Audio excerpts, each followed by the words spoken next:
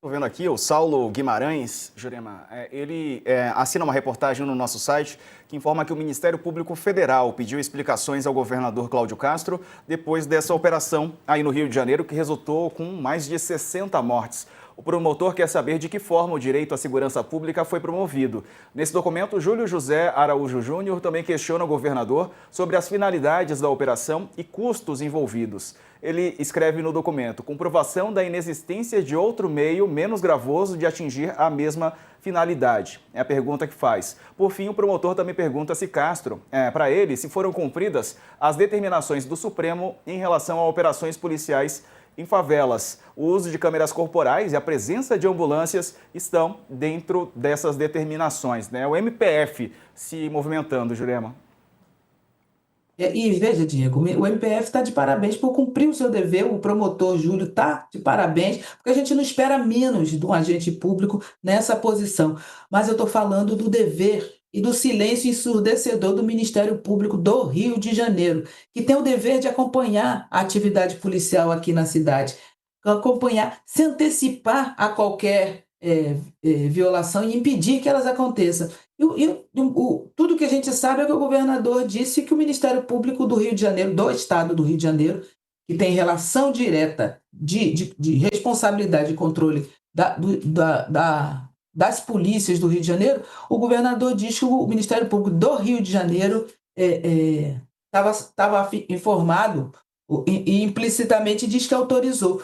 Veja, eu não esperava menos do Ministério Público Federal, porque é dever dele, mas eu espero muito mais do Ministério Público do Estado do Rio de Janeiro, porque aparentemente não está cumprindo seu dever como é necessário, como a Constituição obriga. Perfeito. Tem uma última pergunta para a Jurema, Letícia? Doutora, eu queria ouvir da senhora, a gente fala em segurança pública, além de não ter apenas uma segurança pública que seja baseada na violência, que outras coisas são gritantes nesse aspecto na segurança pública do Rio de Janeiro, que a senhora, com todo o seu conhecimento de medicina, de comunidades, consegue trazer para iluminar, ilustrar um pouquinho esse debate, para ele sair da superficialidade de que bandido bom é bandido morto ou salvem os bandidos, que a gente vê a população e parte do Congresso fala bastante nisso.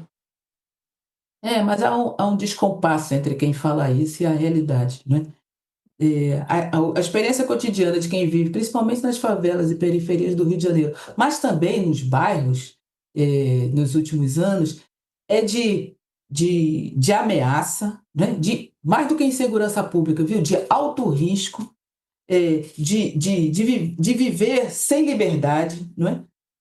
De não ter controle, inclusive, sobre as suas próprias escolhas de consumo, internet, televisão a cabo, tudo agora apropriado pelos agentes armados, pelos grupos armados, isso visto na frente de todo mundo. A gente vê ruas, antes a gente via becos, via esses grupos armados escondidos nos becos mais profundos das favelas. E por que eles se escondiam lá? Porque era onde o Estado não ia.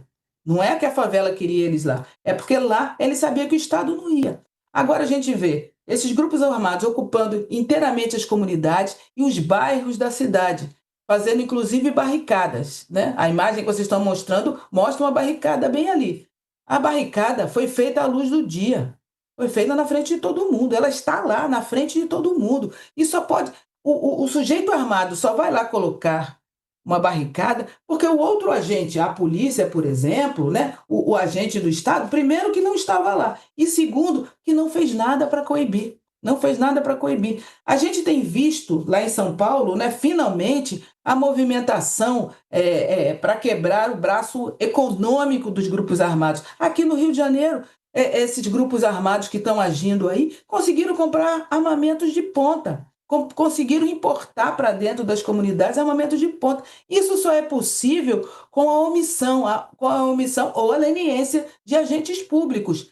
Veja, a insegurança é desse tamanho. Não há em quem confiar, não há em quem contar, e está todo mundo se sentindo em risco e ameaça. Não apenas dentro da favela.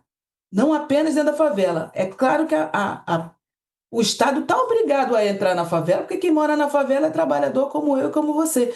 Tem direitos. mas o Estado foi se afastando e dando espaço para que os grupos armados expandissem seus negócios. Eu queria uma observação adicional, porque o governador, os agentes as autoridades de segurança pública do Rio de Janeiro adoram falar em terrorismo para criar um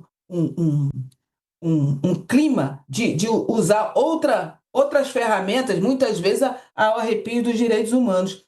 Mas o que nós estamos vendo aí é o resultado da omissão do Estado em impedir que os interesses econômicos dos grupos armados se expandissem. Eles estão agindo, fazendo os negócios, ocupando amplas áreas da cidade, vendendo serviços, além de vender drogas. Eles vendem serviços que antes eram serviços que eram concedidos pelo setor público, e o gestor público deixa. Então, a insegurança é de um tal nível. Agora, por exemplo, está todo o terror que está sentindo a cidade do Rio de Janeiro e a região metropolitana, porque a gente também está ouvindo notícias, não confirmamos ainda, de repercussões na região metropolitana. O terror que estão sentindo é de não ter com quem contar, porque o agente público que deveria contar, quando aparece assim, atirando a esmo na direção de todo mundo, destruindo as casas, destruindo os pequenos empreendimentos econômicos e destruindo as vidas.